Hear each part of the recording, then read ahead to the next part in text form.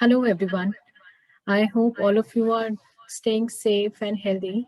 I welcome you all to GCC FinTech's webinar on laws and regulations around zero rating of exported services. Thanks to all of you for joining in today. The webinar, it will last for around 60 minutes, and towards the end, we'll be taking in questions uh, from our guest speakers. They'll be happy to answer your questions. You can use the chat facility to type in your questions also. It's time now, and I'm happy to introduce our guest speakers for today. We have James Hill with us today. He is the head of tax and RAI firm. Then we have Tom Lassie and Sohail Juzu from RAI's tax team. Welcome, James, Tom, and Sohail. Over to you, James. Thanks, Anu. Apparently in the chat there's a bit of an echo going on, so hopefully if there still is, that can be fixed via the IT person, but hopefully you'll hear me well. So yeah, we're very pleased to be here presenting today. Thank you GCC FinTechs for our first RAI presentation. Hopefully there'll be many more to come in the future.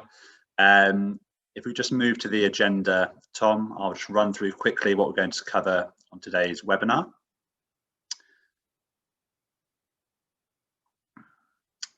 So we'll introduce ourselves first, because I'm sure many people on the call probably don't know who RAI are, and we're a very new professional services firm and tax team. So we'll briefly introduce ourselves, and then we'll go into the sort of technical analysis around the zero rating of exported services. For that purposes, exported services is always a fun topic. Lots of different countries around the world apply different rules to exported services. Historically, the UAE had a fairly broad and nice approach to zero rating exported services. That all changed and got more complicated around 6 months ago, when there was a change in the legislation, a very, very small change, but it had a wide impact. And it made it a lot more complicated for businesses in the UAE, particularly adding extra burdens that many businesses potentially haven't thought about. So we'll run through what those changes were and how they impact UAE businesses. And then we'll also go through some examples to sort of really bring out the technical analysis and demonstrate the issues that can arise. Finally, we'll finish off with some practical recommendations about what businesses can do to try and minimize the risk for themselves. We know, I mean, everyone on the call will be aware that the penalties in the UAE are very high, and the tax authority is not shy in applying them. We've had experience of the FTA narrowing or trying to narrow the application of the zero rate. So it is really important that businesses take steps to try and mitigate the risk as far as possible. And then we'll finish, as Anu said, with plenty of time for questions and answers. Please do sort of type questions in the chat box, and then when we open up for questions, don't be shy. I'm sure that there are plenty of questions that you might have and everyone else has on the call, so we'll do our best to answer them. Okay, next slide, Tom. We'll introduce ourselves. So as Anu says, my name's James Hill. I'm the head of tax at RAI. I was previously working for Deloitte for around 11 years. So I started my career in the UK, in Birmingham. And then in 2016, when there was news around VAT being implemented in the region, I came over to the UAE on secondment. So I was one of the earliest VAT advisors or specialists in the region from sort of May 2016.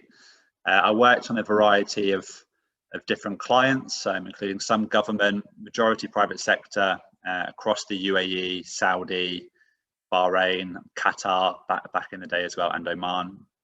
So wide experience.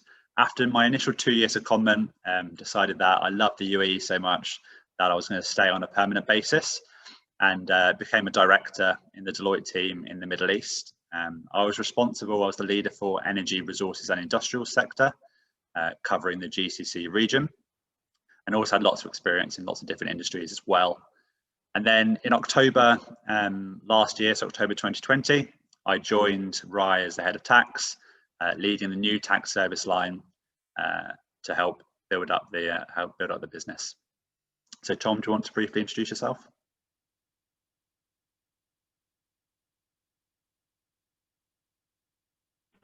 Yeah, sure. So I'm Tom. Similarly to James, I came from Deloitte in the UK, where I worked for around 6 years in VAT. Came over to the UAE for VAT implementation in 2018. Initially, again, for a secondment period, I was meant to be here for kind of 6 months. Really enjoyed it here, so stayed longer, and I was at Deloitte for a couple of years. So I've been in the region since the beginning of VAT, worked in a lot of different industries, kind of done a lot of real estate work, a lot of healthcare, education, transport. And then in November last year, I took the opportunity along with James to move to RAI and to build up the RAI tax team. And that's where I am now. And I will hand over to Sahil to do a quick intro for him as well. Hello, similar to James and Tom, I've been at Deloitte for 8 years, but I've spent the first 5 years at Deloitte South Africa before moving to Deloitte Middle East in end of 2017. I spent 3 years at Deloitte Middle East advising on tax for the region. I was seconded to a large government company for a few months, around 18 months, and assisted them with their VAT implementation. Also joined RAI at the end of last year, so November last year, and to help them with the team and grow the team. Thanks both. So if we move on to the next slide, please, Tom. I'll just very, very briefly go through a bit about RAI, and then we can crack on with the technical analysis. So RAI was founded in 2019 by His Excellency Riyad Al Mubarak and several former senior EY partners. The mission of the firm is to basically become an alternative advisor to the Big Four, particularly with local ownership and local presence. So the initial service line that was opened was audit and accounting, which started in 2019. The firm's won lots of really high profile large audit engagements in Abu Dhabi. And as we've mentioned, the tax function was set up at the end of last year in 2020. And we're looking to expand our team quite rapidly in Abu Dhabi and Dubai, and then later on around the GCC. Next slide, please. So we cover all sorts of tax advisory services that you might expect a professional service advisor to provide. We have access to sort of lots of technology, data analytics. We work collaboratively with third parties, including lawyers and international overseas advisors to help our clients with a fully rounded tax advisory support services. So that's enough about us and RAI. I'll hand over to Tom and Sahil to go through the specific technical analysis for zero rating before we pick up on some specific examples. Hi again, everybody. This is Tom. So initially, I just want to kind of set the scene so that everyone understands what we mean when we talk about the zero rating and the background to it and just how it works, because the zero rating for the export of services is laid out a little bit confusingly in the law. It kind of jumps from place to place. So just to set the scene before we talk about the changes that came in 2020. The basic zero rating in the law, it doesn't say much, it just says export of services, and the detail is provided in Article 31 of the regulations, in which there are 3 cases in where export of services can be zero rated.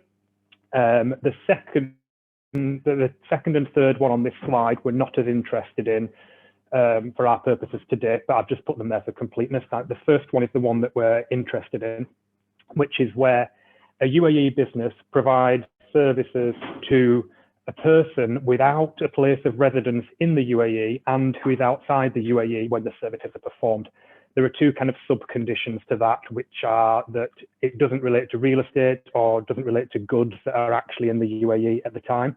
But those aren't as interesting as the first one. The first point there is the one that has caused all the issues recently. So this begs the question then, what is a place of residence? How do we define place of residence? Now, the law defines the law and the regulations define place of residence in the definitions at the start as where a person has a place of establishment or fixed establishment.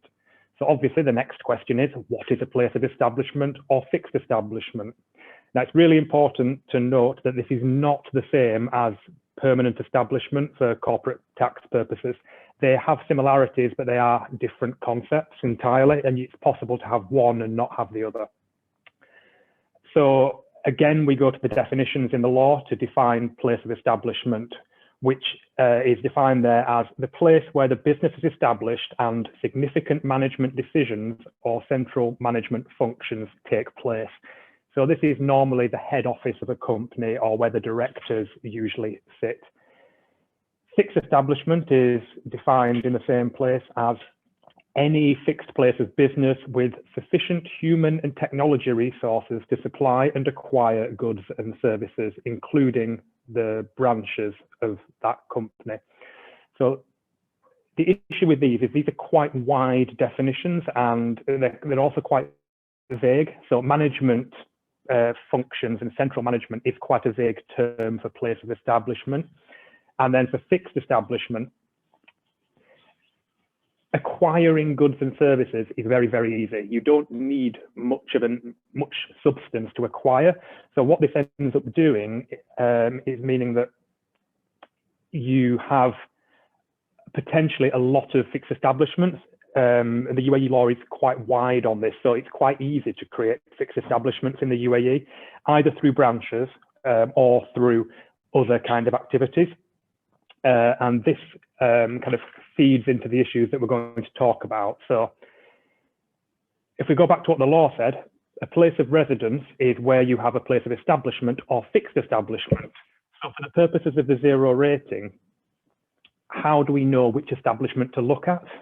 If we have more than one, let's say we have a head office in Germany, but we have a branch in the UAE, and we have a UAE company supplying services to that head office and or branch. How do you define which one is the place of residence we're looking for? And so that's covered in Article 32 of the regulations, which basically says that if you only have one, it's easy, it's the place of establishment. Now, that's boring. The one we're interested in is where we have a place of establishment and fixed establishments. So this would either be where you have a head office in the UAE and a branch overseas, or a head office overseas and a branch in the UAE, or similar. So where you have that situation, the law says that you have to look at the establishment most closely related to the supply being made. So that ultimately is the decision of the supplier, who has to decide which establishment is most closely related. So as you can probably tell, this is already quite complicated, even without the changes to the zero rating.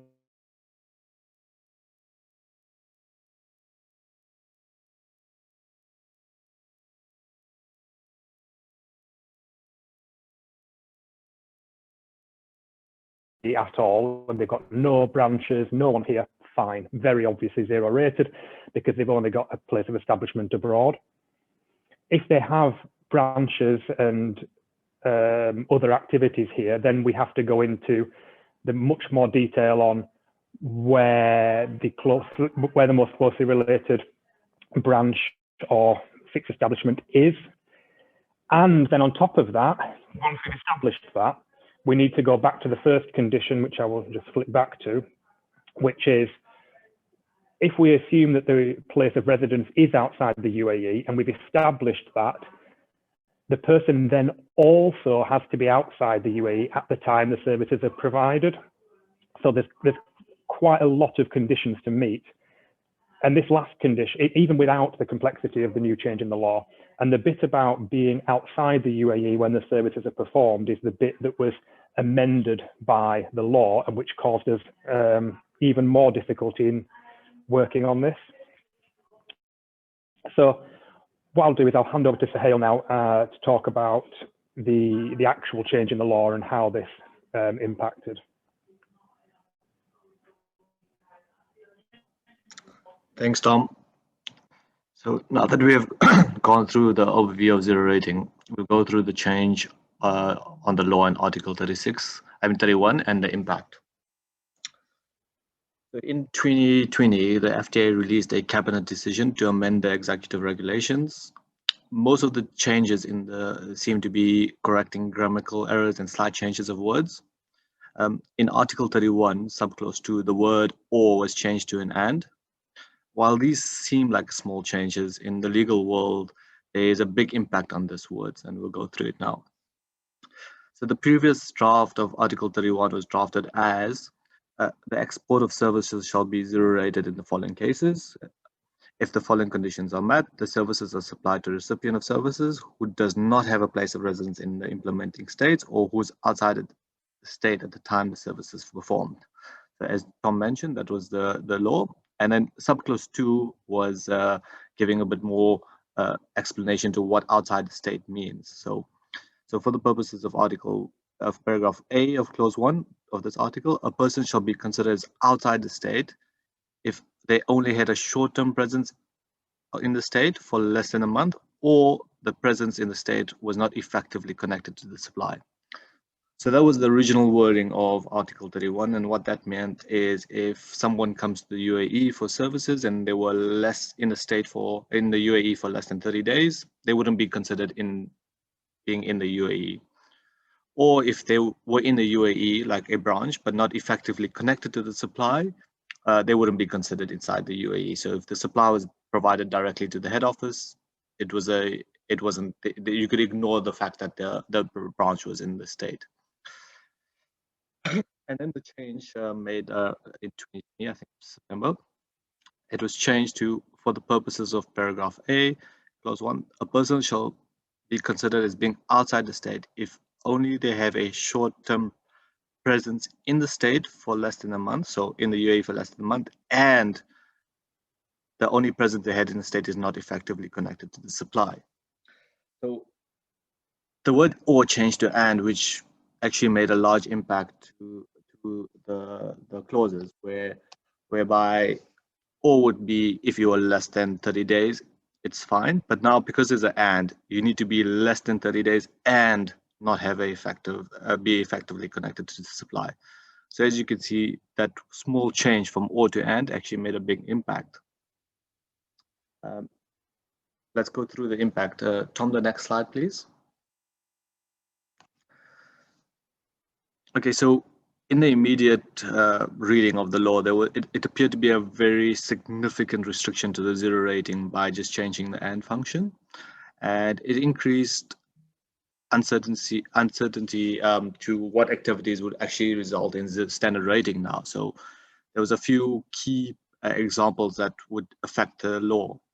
So one would be where, for example, if directors or employees from your recipient overseas would come into the UAE to receive services for a meeting or just to sign a contract of a discussion during the services, potentially they could not zero rate the services anymore because that person came into the UAE and was connected to the supply.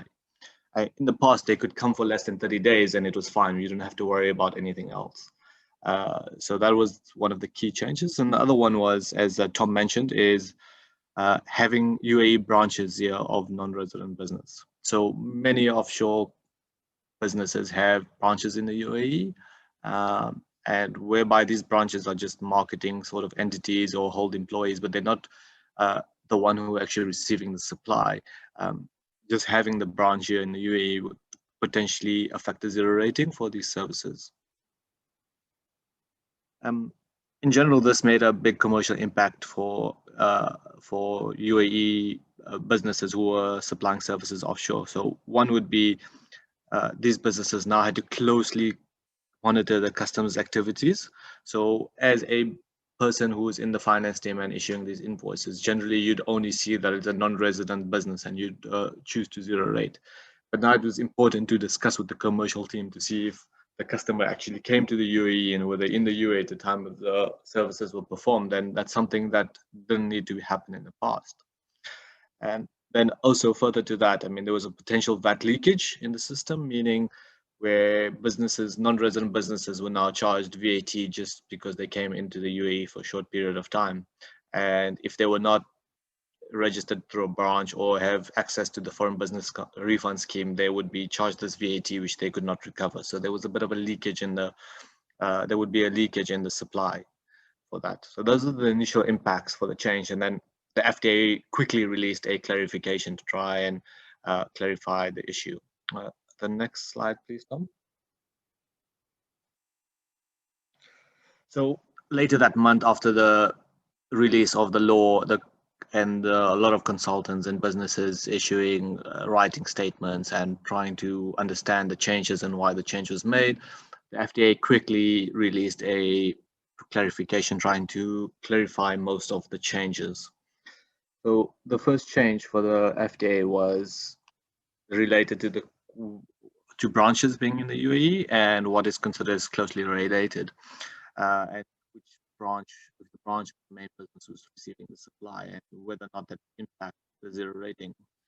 So the FDA clarified where a recipient of services has a place of residence in more than one jurisdiction, so a branch in a main business, a test must be completed to see who is more closely related to the supply. And for example, so the test was which establishment, so if the branch of the main business is the contractual recipient of the supply, which establishment is actually benefiting from the supply, which establishment will receive the invoice and make payment, which establishment provides the instructions, and whether the services are related to the business being carried out by the branch or the main business.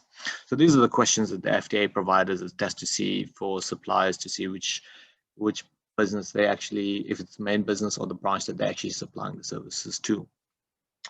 So in that sense, where after doing the test and you as a business establish that you are supplying the services to the head office, you could actually ignore the branch for the purposes of zero rating. So you don't have to consider whether or not the branch is in the UAE, and then you only do the zero rating test against the main office. So the main office not being in the state at the time the services are rendered and no employees came over here, you could easily zero rate it. So that's one of the points that the FDA clarified, which made the changes actually more understood. So the initial worry about branches affecting the zero rating was clarified by the FDA, and this closely related test was something that you could test to see whether or not the branch affect the zero rating. So that was the point one of the change. And then point two, the FDA discussed physical presence. So the FDA further clarified that only the physical presence of the recipient of the services during when the services are supplied and consumption needs to be taken into account. So it's only when the services are actually being supplied and the consumption. So for example, if your supplier or your customer from overseas came through to meet the team and just received a sales pitch and signed the contract, but they left and then the services were performed, that initial meeting wouldn't be considered as it was before the services were actually performed. So that was something else that also helped this FDA clarifying this also broadened the zero rating a bit, and it clarified that it's only during the services when the services are rendered and consumption takes place that the person cannot be in the UAE at the time. Even though the clarification was issued, there was still some uncertainty about the zero rating and what is considered outside the UAE. So one of the things is if employee or director come to the UAE for a meeting regarding the services while it's still being supplied, whether or not they'll still be considered as outside the UAE. So initially, because of the 30 days, they could come in for a meeting for less than 30 days and we would ignore that, even though it was for the supply that was being provided. But now because of the change, there's an and function and you need to be in less than 30 days and not connected to the supply. So if they're coming for a meeting, which is in relation to the supply to understand the services a bit more, just to have a meeting to discuss it further, that still effectively stops the zero rating. And it's something that we there's no like de minimis limit in the UAE. So it's like if they even they were here for 1 day, does it affect the zero rating? And that's still something that there's still uncertainty around post the clarification. So that's something that we still need to consider. And even though they come for a meeting for 1 day, this is very harsh interpretation of the law, but based on the current wording of the law and the clarification, it still doesn't say whether or not you could stand not zero rated in that aspect. Then further, the other point after post clarification and change, the question between all advisors and businesses was, what was the reason for the change and why did they change this point? So after the clarification, it kind of showed that branches is not affected, says it only meetings, but based on the original reading of the law, which a lot of people didn't look at and take into consideration was, for example, if tourists came into the UAE for a short period of time for less than 30 days, effectively any service provided to them could be zero rated, as they would be in the state for a short period of time, so considered not in the UAE. So as example, if a tourist came into the UAE for less than 30 days and received a haircut, technically that could be zero rated under the original reading of the law. So now that they've changed this, there's also, it kind of limits that, where people coming to the UAE to actually receive services for less than 30 days, they cannot be received the zero rating anymore. So that's one of the reasons for the change, potential reasons for the change, and that was for those to cover those periods. But that small change still impacted a lot of other zero ratings or actual services that should be zero rated or actual services that are exported. So that's just the small point that, for example, a small and an or change changes the law quite a bit. I'm going to hand over back to James to take you through some examples, and then we can have some questions about that. Thanks, Sahil. So hopefully now we've got a few examples that will just perhaps make some of these changes a little bit clearer. So the first one is around head office and a branch. So let's say on the left-hand side, you can see that there's a VAT registered supplier in the UAE. Keep it nice and simple and say they are providing tax advice. And for whatever reason, they're going to provide UK tax advice to a head office based in the UK. Now, in the most obvious example, you can say, looking at the clarification to check whether the branch of the UK company is closely connected or not. You can say in this example that the head office enters into the contract with the supplier. The supplier issues the invoice directly to the head office. The representatives from the head office, employees from the head office, they deal directly with the UAE supplier. And there is no deliverables or advice sent to the UAE branch. So in this situation, it's a very clear-cut case. The mere presence of the UAE branch does not prevent the UAE supplier from being able to zero rate its supply of tax services to the UK company. So that's very, very clear-cut, can still be zero rated. Equally, you might have some examples where the UAE supplier is providing, for example, UAE tax advice, and they deal directly with the UAE branch. They have a contract with the UAE branch. They raise their invoice to the UAE branch, in which case, again, it's very straightforward. That would obviously be subject to 5% VAT. But where things become a little bit more subjective and complicated, and the FTA have not really released any guidance on this, is if you have a bit of a mixture, all the services could potentially be used for the benefit of the branch. So I've seen in the chat there's been some questions around that, and I think one of them related to advertising services. So let's say the UAE company provides advertising services to the head office based in the UK. It could have the contract with the head office based in the UK, and maybe it issues its invoice directly to the head office based in the UK. But what if the tax authority could consider that the advertising services themselves could actually be, well, the UAE branch could benefit from those.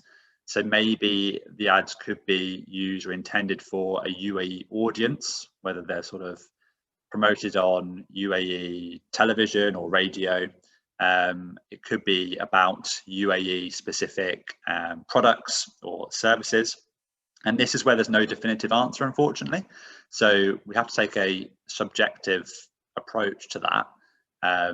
And always, I would say, bear in mind the side of caution. So if things can be structured in a way, for example, that the UAE branch may be VAT registered or able to register, perhaps if there's some uncertainty, you could structure the contract so that the UAE company is going to raise the invoice to the UAE branch and charge local VAT, which then can be included on the UAE VAT return.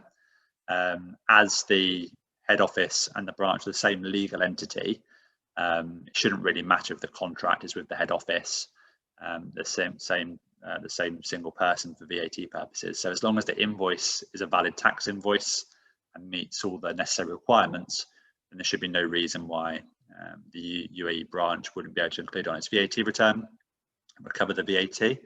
Obviously, if the UAE branch is not registered for VAT, that could be an issue. We have had some clarification from the FTA confirming that where the UAE and branch is a rep office, so it doesn't make any supplies itself in the UAE, it's still entitled to be registered on the basis of the head office making generally taxable supplies if they were made in the UAE. And they also confirmed in separate clarifications that if the rep office then incurs costs that are for business reasons, for taxable reasons, for the head office, then it's entitled to recover the input tax. So ultimately shouldn't be a cost, but there needs to be some thought given around to invoice structure and who the advice is being provided to. Next example, please. So this is the example that Sahel mentioned at the end that potentially is why there was a change to the legislation. So even though I'm sure this wasn't really the case previously, on a very strict interpretation of the legislation, you could argue that if there was an individual in the UAE for less than 30 days and they incurred some services that didn't relate to goods or didn't relate to real estate, then those could be zero rated based on the wording of the legislation. So Sahel used the example of a haircut. Well, now this really isn't the case. So if an individual comes to the UAE for any type of service that they would be connected with, then the UAE supplier is obliged to charge UAE VAT. And I think this makes sense. It's similar to what you would see in other countries. And in any event, I don't really believe that many UAE business would have been applying a zero-rated export services to tourists coming to the UAE. So this clarifies a potential loophole, and I think it's fairly easy to understand.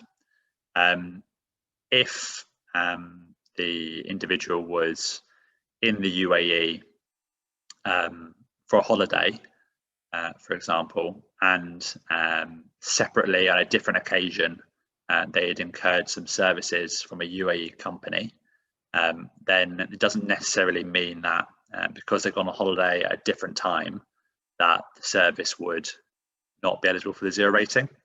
So in the clarification, the FTA confirmed that an individual being in the UAE either before a supply takes place or is received, or after a supply takes place or is received, shouldn't impact the application of the zero rate. Tom, do you want to finish the next two examples?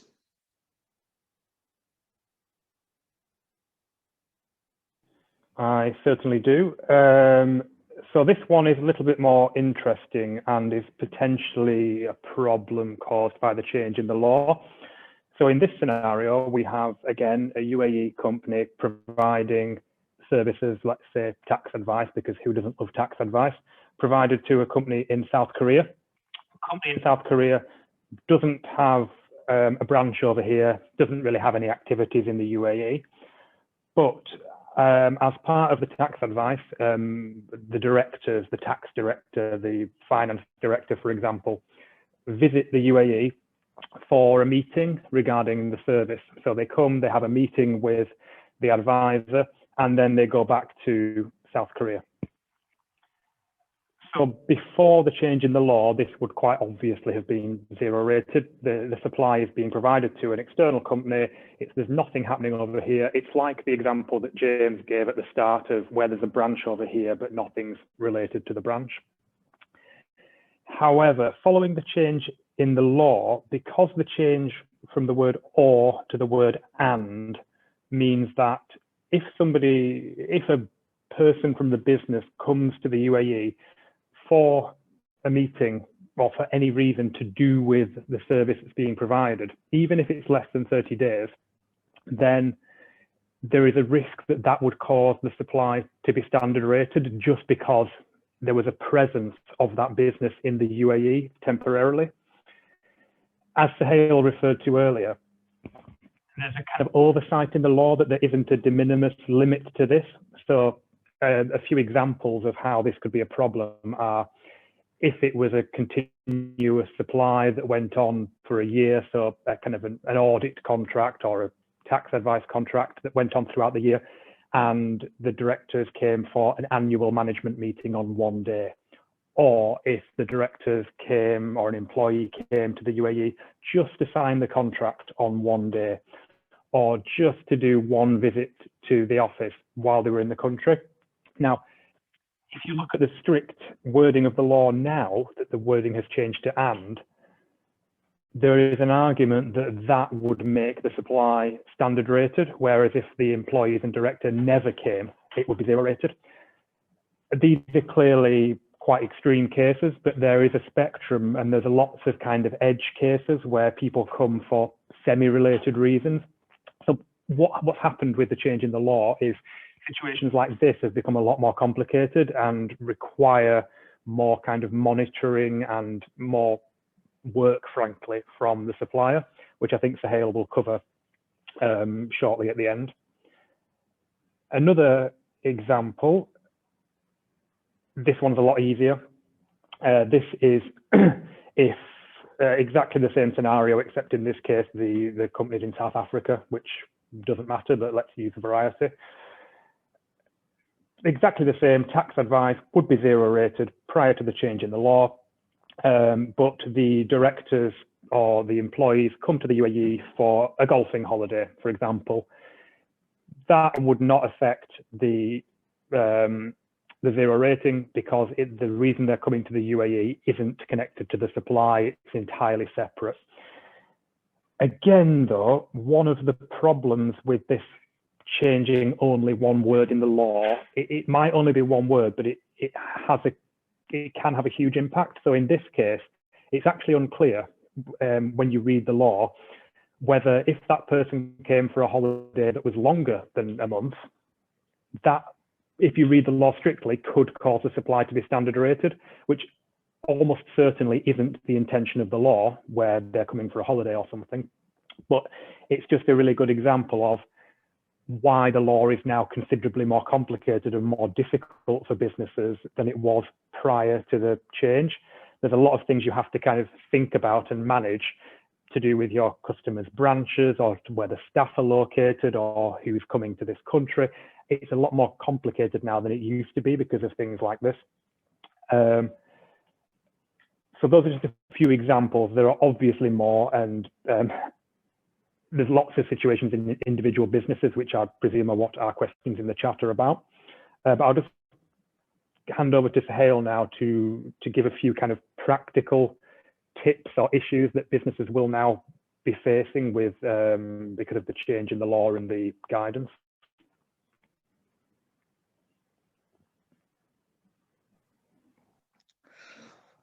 So some points that we can do to mitigate the risk is during client take-ons and understanding our clients and customers a bit more and properly understand who's the party that are receiving the services and whether or not people come into the UAE.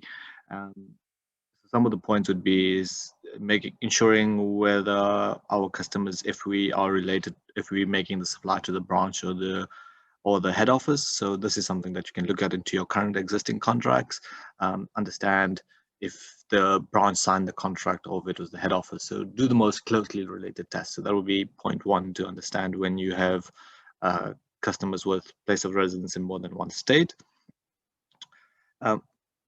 Then alternatively, what can be done is when you're taking on new customers is to do a sort of take-on question to understand, again, somebody who's more closely related to the supply, being the head office of the branch, and maybe even structure your contracts where if it's potentially both entities, or if it's just you dealing with the branch, but you know the services for the head office, ensure that the correct people signing the contracts, and ensure that where the services are actually provided offshore, to ensure that all the closely related tests are actually done by the offshore, even though there's a branch in the UAE, as well as providing sort of declarations to your customers to sign, to say that during the time of the services, you won't send any employees here, or there won't be any employees here receiving the services. So it's very difficult to test for a business who doesn't have full view of what their customers are doing. So sort of a declaration to ask your customers to provide, to say that we confirm that we won't be present in the UAE during the services are performed.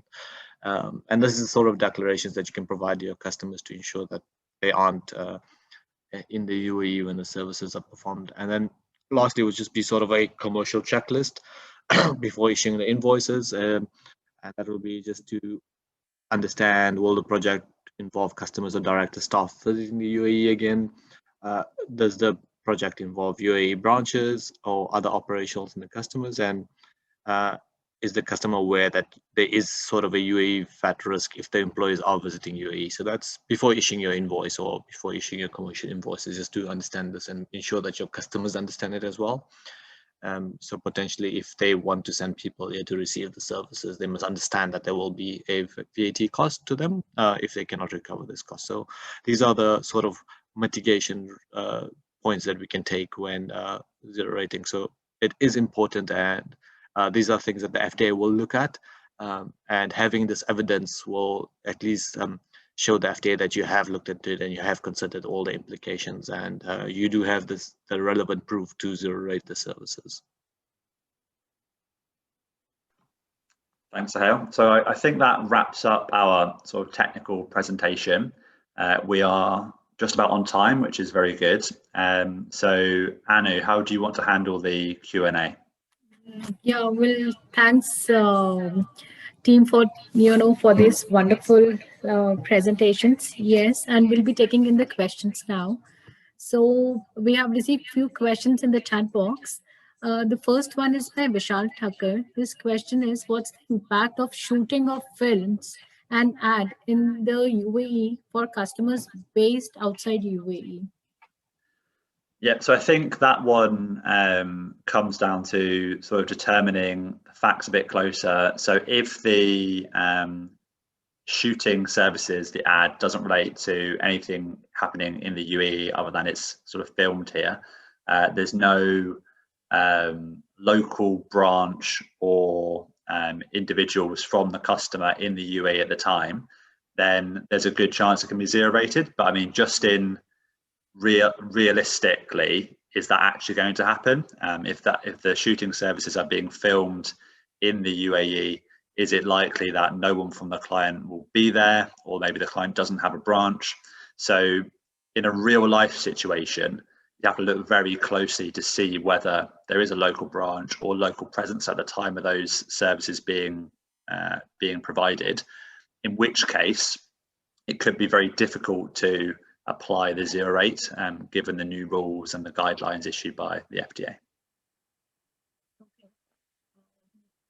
Thanks, Tim. Then we have a question from Abhilash. His question is whether the commission received from a principal who does not have a presence in the UAE can be zero rated. The commission is for the sale of goods imported from principal factory outside UAE to a customer in the UAE. Yeah, so this is a good question, and it's cropped up quite a few times. I think it depends on the exact relationship between the agent and the principal, so whether they're acting as a disclosed or undisclosed agent. If it's a clear disclosed agency relationship, And again, the principal doesn't have any presence at all in the UAE at the time that the goods or the services are being sold, then there is a fair argument that agency services themselves could still be zero rated. If they're acting as a disclosed agent, then an undisclosed agent, sorry, then the sort of fact pattern changes a bit, and the local supplier would be treating the sale as if it was its own sale of goods. So that'd be slightly different. Okay, and we have a question from Patrick. His question is, what about UAE vendors providing advertising services to non-UAE clients who may have a subsidiary in UAE that could benefit from the service? Yes, I managed to just catch this one, caught my eye just as I was doing my example. So yeah, again, it's one of those subjective ones, unfortunately. But if it could be identified that the benefit of the service was for the local branch, then based on the FGA clarification, then it's likely at least that the FGA would try and argue that it should be standard rated. In which case you might want to try and structure the invoicing so that the invoice goes to the branch and they can recover the VAT on their VAT return if they're VAT registered. Okay, all right. Then the next question is from Jess. His question is, give me a moment.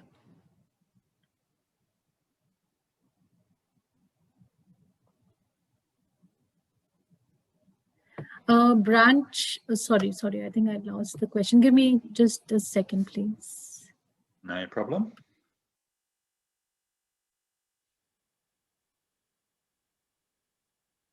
Okay, yeah. So the question is, a travel agency in UAE provides services to businesses outside the country for their conference in the UAE. Can we treat this as an export of service? Well, again, unfortunately, it depends slightly what that service is, because services related to the conference could be seen as place of supply being the UAE anyway. If it was not caught under one of the other place of supply rules, and it was eligible to be an exported service, then as long as at the time the service is provided, no one from the employees, from the customer's employees are over in the UAE, then it should be fine. If the service is provided whilst employees from the client are in the UAE, then it would get caught and it would be subject to UAE VAT. The next question we have here is from Colin. So the question is, will Article 31(3) exception not allow for zero rating even if the branch is connected to a supply? Not sure I understand the question. One second. Colin, would you like to unmute yourself and ask the question?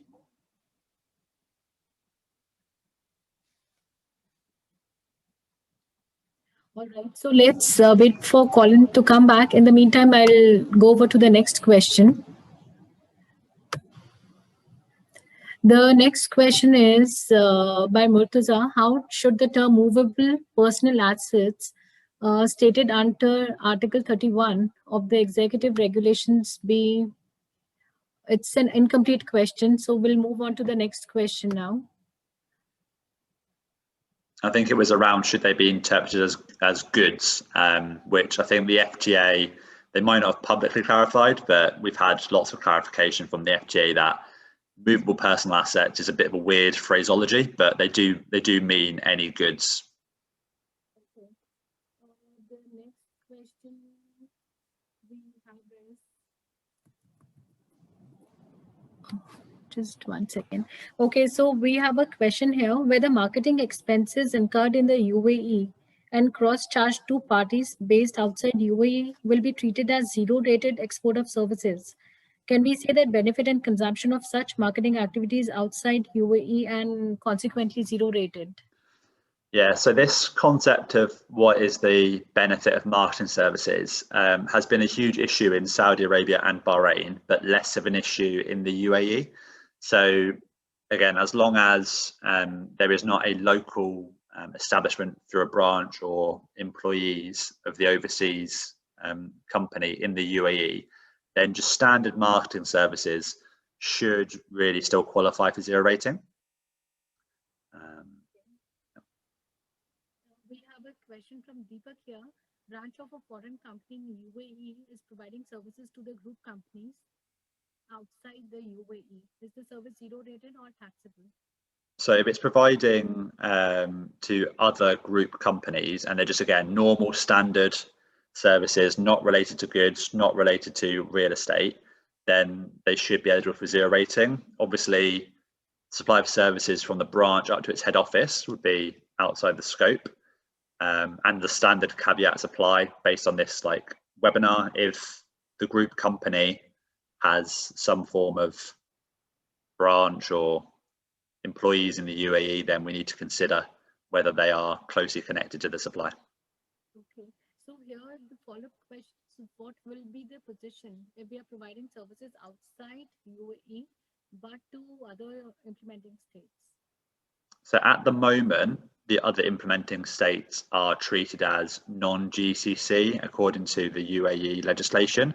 So until such a time as there has been a what they call an electronic services system implemented between the different GCC states, then the rules around the intra-GCC supplies don't take effect yet.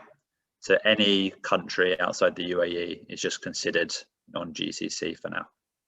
Okay, so here we have a question by Dave Raj. His question is stock counting of inventories considered as personally movable assets for the purpose of zero rating? Sorry, can you repeat that, Annie? Yeah, is stock counting of inventories considered as personal movable assets for the purpose of zero rating? So the inventory themselves probably will be considered goods, and it's probably likely that the FTA would consider the service of stock counting as connected to those goods. So it'd probably be difficult to zero rate that, even if the customer has no presence in the UAE. Okay. So here we have another question from, I've received it in one of my WhatsApp groups. Question is, services provided to overseas head office, which will be solely used for the purpose of head office. However, UAE branch of the head office is involved in certain operational aspects. Whether such services can be treated as zero rated export of services. Yeah, this is where it gets challenging. So this is where you'd have to look at specific facts. How much interaction is there with the local branch? Are the employees of the local branch actually directing the local service provider? Are they actually benefiting from the service as well? And if we get more and more of these answers being yes, then it's likely that tax authority would take the position that the zero rating can't apply.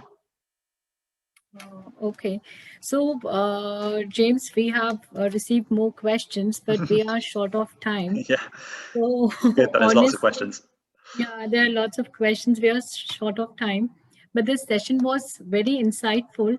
And here I have a question.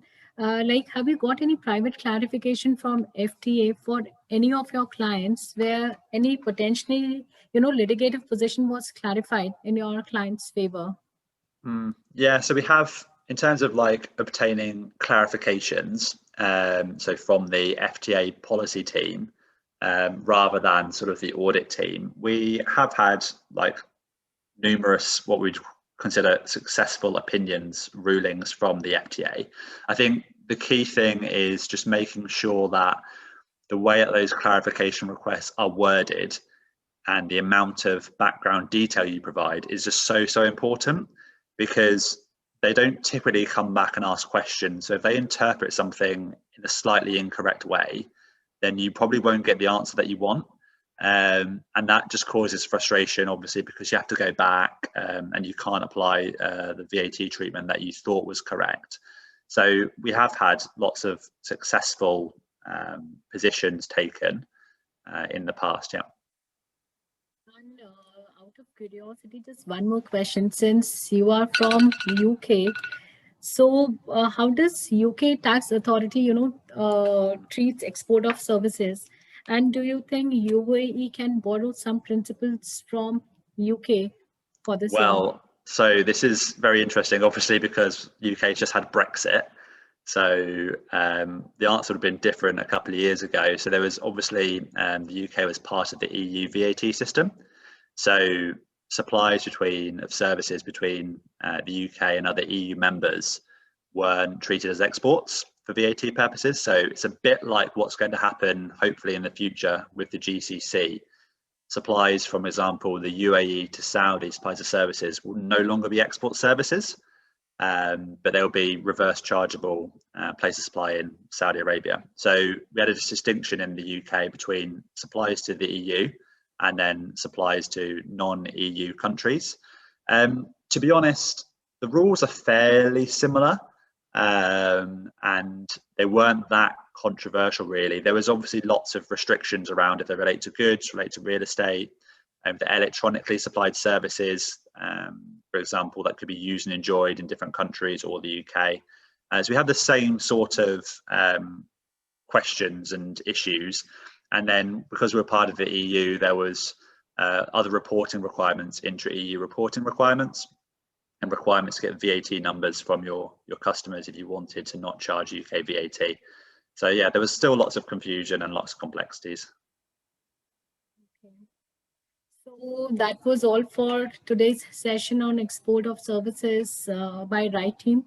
Thanks, James. Thanks, Tom. Thanks, Sohail, for the wonderful insights that you have shared with our audience today. And thank you all of you for joining in once again.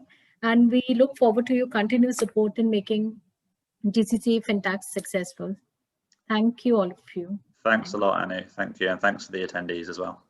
Yeah, thank you, Anu, for sorting, and thank you everyone for joining. Thank you everyone from me too.